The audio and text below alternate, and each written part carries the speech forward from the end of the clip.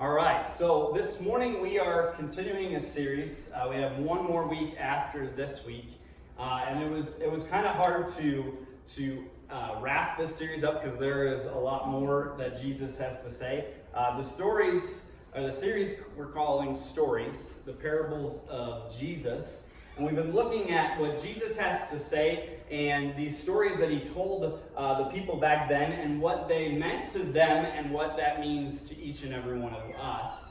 And I think it's been a good study of things maybe we've heard before or maybe from a different perspective and looking at it from this idea of Jesus trying to really nail down, I think, three principles. What is the meaning of life? How do we live this life to the fullest, and what comes after this life? And I think he really addresses those three different things in most of the stories that he tells. And so we've kind of talked about several of those things. And today, if you have your Bibles, go ahead and open them up to Matthew chapter 25. We're going to be starting in verse 14, but Matthew chapter 25. And the title of my message today is called Who's Got Talent? Who's Got Talent? This is the story of the talents, and we're going to be looking at what Jesus is trying to get across to us today about our work, our success, and wealth, and all of those things, and what he's trying to teach us through this story on those things. So Matthew chapter 25, starting at verse 14. It's a little long, so bear with me as we read through this. If you don't have your Bibles, you can follow along with us on the screen. So starting in verse 14, it says, "For it will be like a man going on a journey who calls his servants and entrusts to them his property. To one he gives 5 talents, to another 2, and to another 1, to each according to his ability. Then he went away. He who had received the 5 talents went at once and traded with them, and he made 5 talents more. So also he who had 2 talents made 2 talents more. But he also who received 1 talent went and dug in the ground and hid his master's money. Now after a long time, the master of the servants came and settled accounts with them. And he who had received the 5 talents came forward, bringing 5 talents more, saying, 'Master, you have delivered to me 5 talents. Here I have made 5 talents more.' His master said to him, 'Well done, good and faithful servant. You have been faithful over a little. I will set you over much. Enter into the joy of your master.' And he also, who had the 2 talents, came forward, saying, 'Master, you have delivered to me 2 talents. Here I have made 2 talents more.' His servant said to him, his master said to him, 'Little I will set you over much. Enter into the joy of your master.' He also, who had received the 1 talent, came forward, saying, 'Master, I knew you to be a hard man, reaping where you did not sow, and gathering where you scattered no seed. So I was afraid, and I went and hid your talents in the ground. Here you have what is yours.' But his master answered him, 'You wicked and slothful servant, you knew that I reaped where I had not sown, and gathered where I scattered no seed. Then you ought to have invested my money with the bankers, and at my coming I should have received what was mine own with interest. So take the talents from him and give it to him who has 10 talents. For to everyone who has will more be given, and will have an abundance. But from the one who has not, even what he will be taken away. And cast the worthless servant into the outer darkness, in the place where will be weeping and gnashing of teeth.'" All right, so that's quite a long passage, and most of us have probably heard this story before. And it's interesting. I want to look at 5 things that this story tells us about work, success, and wealth. And number one is this: success is a product of our work. Success is a product of our work. It's interesting because we were created to work. Some might think, well, no, we really didn't have to work until after the fall, until God kicked us out of the garden, and then we had to start working. That's not actually true. When Adam was in the garden, God set him over the animals to name them and to oversee the garden, and that was his work. That was his responsibility. Work just got more difficult and a lot more put on him when they were kicked out of the garden. But we were created to work. That's what we were each designed to do. God set us out to work in this world and to work and serve God. And so we must realize that this is the first thing that's important, is that our work ethic and what we do is important. I think sometimes as Christians, when we think of works, we think, okay, well, but as a Christian, I am getting my plane to heaven. That's what salvation is my plane ticket to heaven. And the question really is, what am I supposed to do while I'm sitting at Terminal B1, right? Waiting for that TBD, to be determined time when my plane arrives to heaven. What is the purpose between here and now? Salvation is the ticket, and we've received that if we're a follower of Christ, but what am I supposed to do in the meantime? And that's exactly what this parable is addressing, is what are we supposed to do now, between then and now. So as we look at this as believers, the second point is God always gives us everything we need to do what he has called us to do. This is an important thing. Nothing that God has put before us, that he has called us into, he has not equipped us for or prepared us for. And this is, I think, a important thing for us to remember. And it's also, I think it takes the pressure off of each and every one of us. That we can realize, some people say the saying, well, God doesn't give you more than you can handle. I don't necessarily believe that that's 100% true. I think if we can handle all of our situations, then we wouldn't need God. But he does equip us to handle the things that he calls us to, the work that he puts in our hands. I think those are the same but different, if that makes sense. And so when he looks at this idea, I think it's interesting because if you try to do some research on how much a talent is, like what is the value of a talent, and there's kind of some it's a little bit hard to get a definitive, like this is what a talent is.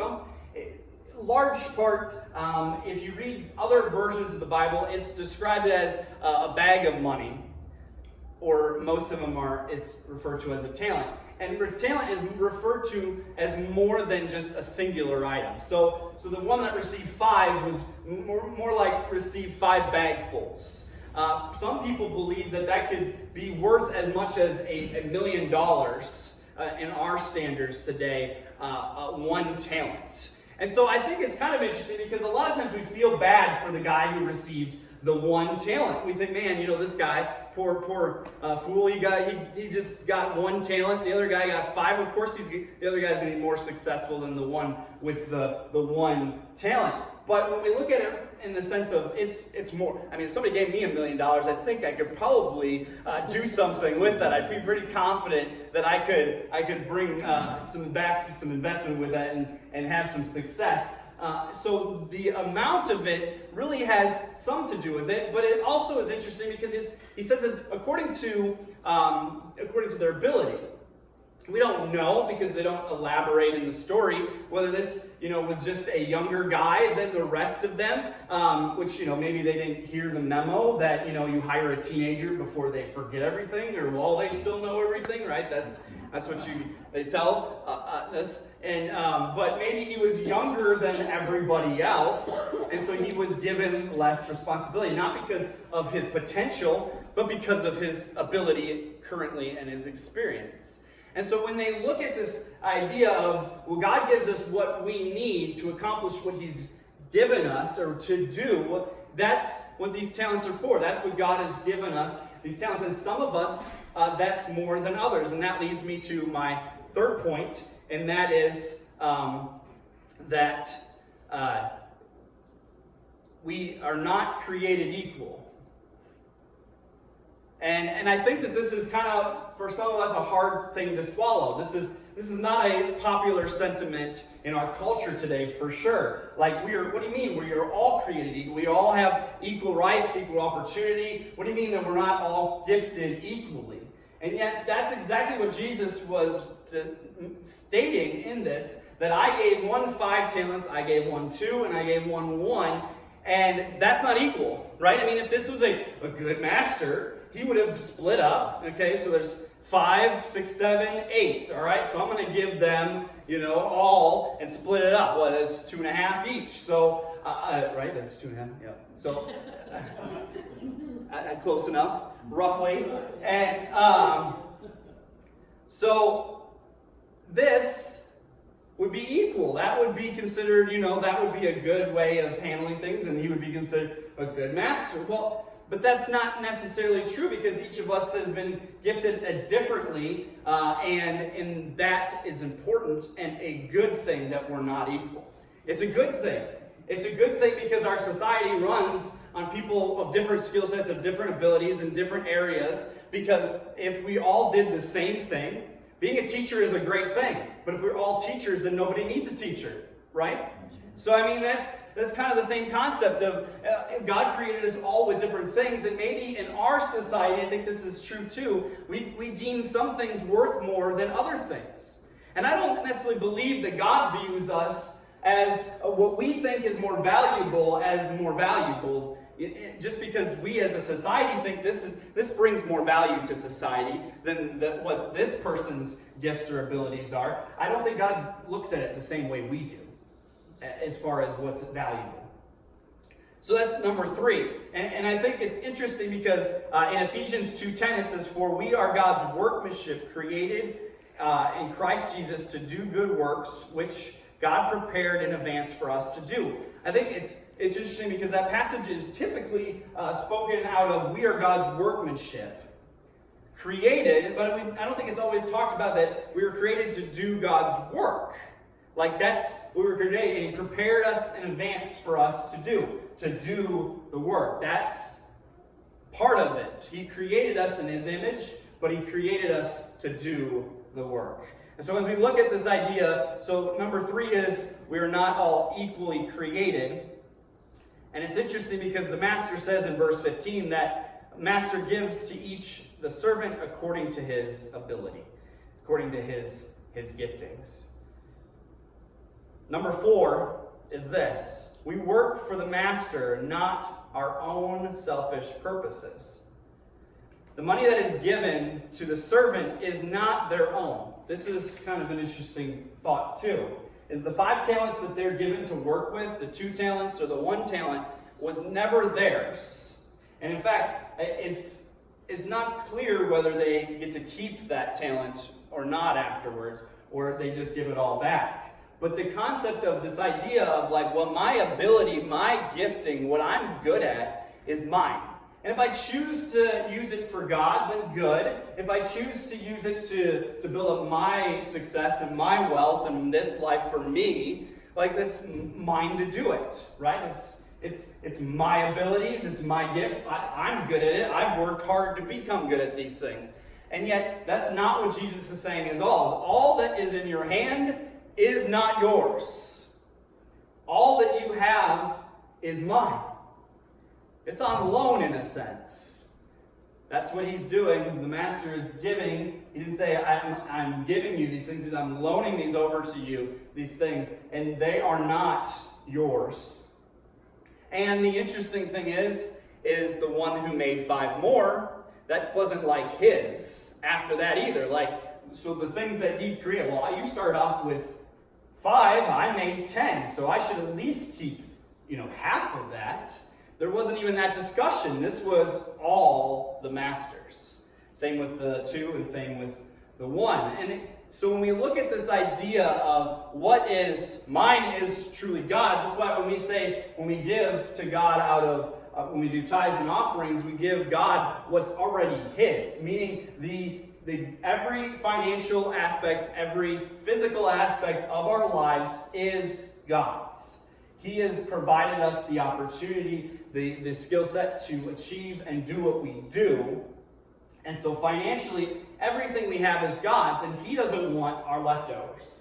He doesn't want our second best. He wants the first. He wants us to realize it's mine to begin with, and I'm giving you this to do something with. And that's part of the point of these parables. And so when we look at this, so number one is this idea of that the success is a product of work.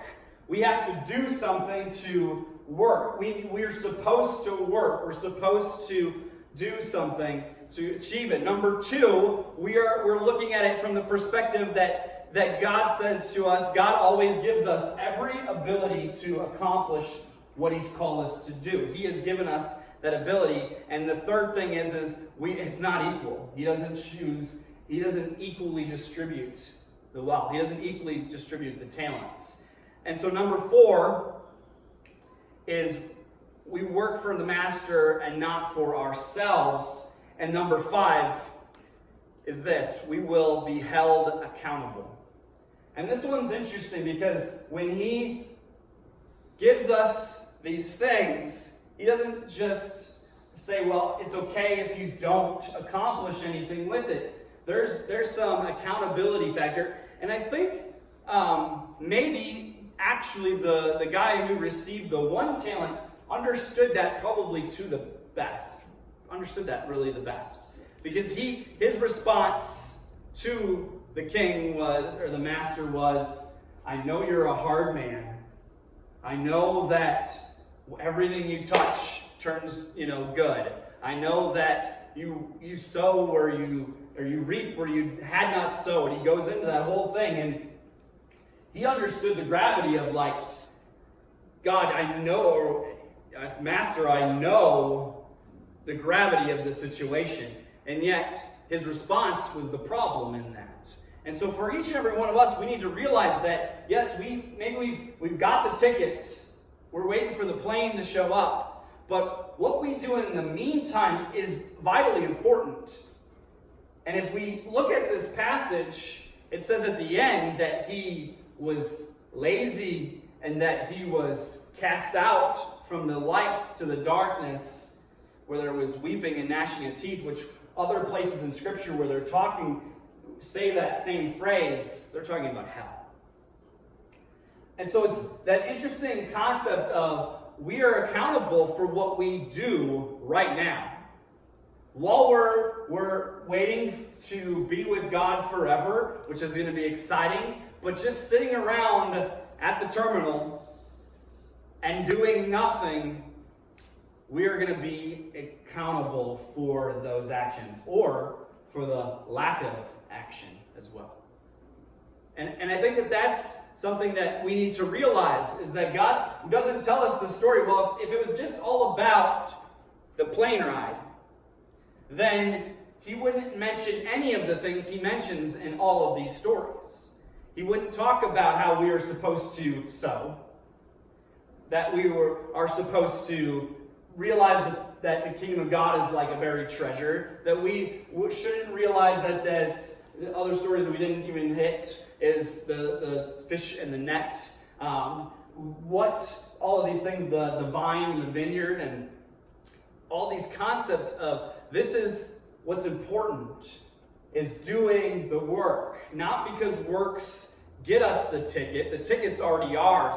The point is what do we do while we're waiting? What is God doing? And the fact that we got this ticket, and can you imagine with me for a second, you got a free trip to wherever, let's just say the destination is yours to pick. You got a free ticket, and all you have to do is whatever, this or that. Would you just sit there and just hey, look at me, I got this free ticket, this is exciting, I get a nice trip. Wouldn't you want to share that secret with somebody else? Wouldn't you want to share how you got that? Like, hey, all you have to do is go do this one thing. It's like, that would be the point. And that would be a natural reaction. Be like, look at this, I just received, and it wasn't a scam, which, you know, everything is. And this isn't a scam. And that's what he's expecting of us and wanting for us. And so when we look at this idea, and the parables of the talents is not about our salvation or our works for righteousness, but about how we work on earth to fulfill the calling God has put on our lives. It is about our whole life stewardship. That's what this parable is about, the stewardship of our lives, what he wants us to accomplish. The unfaithful steward in this parable didn't so much waste his master's money, he wasted his opportunity. He didn't so much waste the money that the master gave him, he wasted the opportunity the master gave him with the gifts, the talents that he gave him. As a result, he judged him wicked and lazy. We are responsible for what God gives us, what he has called us to. And at the end of our lives, Jesus says a statement that we will all hear or want to hear, and that is, well done, good and faithful servant. That's the one thing we all want to hear when we stand before the Master, when we stand before our God and King. We want him to say, well done, good and faithful servant. That's the reward for us. That's what we want to hear. And so that's what he's saying to the other two, but the other one is, you're cast out into the darkness. And I think that for us, it's kind of, you know, I named this series or stories because these are Jesus. This is Jesus's words. If you're not going to take anything but from the face value of what Jesus has to say, this is his point of view on what is important. Not my interpretation, not my opinion of it, but what he has to say of what these things are important. And the title and message today was Who's Got Talent? Kind of a spin-off of, like, you know, America's Got Talent, you know, these shows that you watch. I don't watch any of these shows. I don't really like any of these shows. I'm just not into those competitions, but they are somewhat amusing. And I say that, but every once in a while, like, one of those videos will pop up online, and they'll have, you know, one of the artists, and they usually, it's like clickbait, right? They're like, this is the greatest performance ever, you know, and they get you to click on it and watch it. Well, the other day I was just, you know, on my phone and bored, and this video came up, and it said, like, one of the greatest performances in American Got Talent history, and, you know, so I clicked on it, and the interesting thing was this mom was bringing out her son. If you've watched the show, you've probably seen this.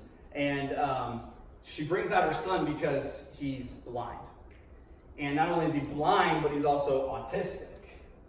And so she brings him out, and the judges, you know, ask some questions, and she responds mostly to the judges, but they, you know, asked him a couple questions, and he answered very juvenile because he has autism, severe autism. And so it was one of those things you're like, wow, this is such a great story, right? This is a great story. They always do the build up for this. And I'm like, even if this guy ends up singing, because his mom, you know, almost breaks down at one point and says, you know, that music has saved his life. Like, this is giving him purpose, giving him meaning when he felt meaningless and purposeless. And so she's choked up about this. And I'm like, well, even if this ends up, you know, he could barely sing, even if it's just, you know, a mediocre performance, which, you know, anything is better than me singing, but, you know, even if it's just that kind of thing, this is still going to be a great, heartfelt story. And the interesting thing is the moment the music went on and he started to sing, my mouth dropped. If you haven't seen the video, you should go Google it. and watch it because his voice was outstanding, like absolutely amazing. Like, I'm not gonna be like, the best voice I've ever heard, but it could have been like that. That's how amazing his voice was, and it was this performance, and it brought, I got a little choked up watching it. His mom's getting choked up watching it, and he ends up, which I don't know what this means, but he got like the golden buzzer. Sounds good, so it must be good. But he gets the golden buzzer, and the confetti falls, and it's just this amazing moment. And I was watching that, and as I was kind of thinking about this message, and I was like, this is kind of, I think, this parallels. And the reason I bring this story up is because for some of us, I think all these hurdles are against us, right? Our what perceived disabilities, our perceived, even what this verse says, that he was afraid. He was afraid to bring back to his master this. And I think we live with fear. We live with this idea of like, I'd rather not do anything than to fail. I'd rather, my inadequacies, my inabilities. We also live in this world of comparisons and looking around and saying, but they're way more gifted than I am. They're way more talented than I am. And yet this young man could have done that. He could have been like, well, I'm blind, I'm autistic, like I have nothing of value to bring. And yet, he used the gift that he has to do amazing things. And it's this concept of, for each and every one of us, we have gifts and abilities, but sometimes I think we allow our fear, our doubt, our worry, our anxiety to cripple us and keep us from fulfilling what God has given us the purpose to do. And that's exactly what this young man did. And for all of us, we need to realize that God has equipped us specifically for the task that he has given us. He has given us the abilities to do what he has called each and every one of us to do. So you might feel inadequate in that, and that's okay. But don't let that hinder you from doing what God has called you to do, for doing what he has gifted you and given you the ability to do. Because even those that feel like, well, you know what, I'm just this, or I only have this one gift. Everybody else seems to have they can do everything. They're like the jack of all trades, and I just feel inadequate and my gift. The thing is God has placed you in a spot that person cannot reach, right? We all have a sphere or of influence of people in our lives that we can touch and impact that no one else can because of what our gifts are, because of our circumstance, because of where we are. And that's what's important to realize, is that the people, even when we apply it to us as a church, those that are up front, our musicians, those that do the things that you can see, those are great.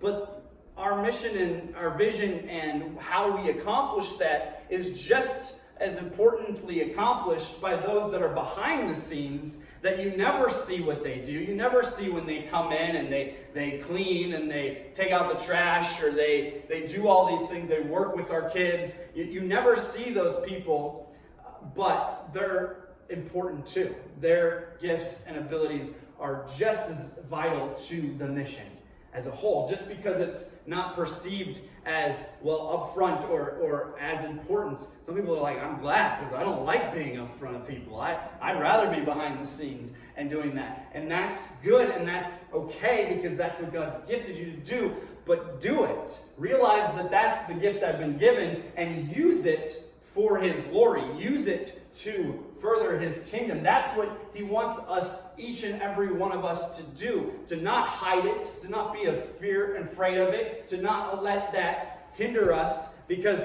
I think it's so hard. We look at people around us and we say, it's easy to have the comparison game. I think this is why God says, don't, covet your neighbor. Like, literally, that's a huge thing, especially with the internet. I can see everybody's posts and what they're doing and what they drive and where they live and what vacations they go on. But everybody always posts, like the highlights of their life. They never post the lowlights. And so we look at these people and we compare ourselves with them and we just feel inadequate and feel like, well, what I'm supposed to do isn't as important as what everybody else does. And that's so not true. That's why God created us, a team, a unit. This is why we're the church. We're all part of, and he says we are the body. We are his workmanship, that we need hands and we need feet and we need ears and we need eyes, and all of those work together to build one body, one cohesive unit. And that's the purpose of us as the church. And so I just wanted to encourage us with that, because I think it's a message of encouragement for us, for those that have felt inadequate, felt out of place, felt unqualified, felt like I'm not as good as the next person. I don't have what that other person has as far as ability. God gives us abilities and purpose to accomplish those things that he has called us, every one of us, to do. Amen? Yes. And be the church. Use those gifts. Don't let fear keep us from accomplishing those things. Let's have the worship team come up, and as we bow our heads, close our eyes this morning. Heavenly Father, I just thank you. I thank you for your word today, as it encouraged me, God. And I just ask that as your word brings life to us, God, that it challenges us, but it also lifts us up. And God, I thank you for each and every person here. God, you have given each and every one of us giftings, talents for your glory. And God, give us the courage to step out and use those to impact your kingdom. That even when we feel less than, even when we feel fear coming about us, the thing about fear is that you have made us fearfully and wonderfully made. And so we don't need fear to take over us. God, I just ask that as we realize our gifts, that we use those gifts, that we put the work in, that we want to share this hope with others around us, that we want to impact people's lives and use these things because we are your children and you have called us to great things. Not just average things, not just okay things, but to great things. Not because maybe the task isn't ordinary at times, but because the mission is extraordinary. The purpose is extraordinary. God, we just thank you and we love you.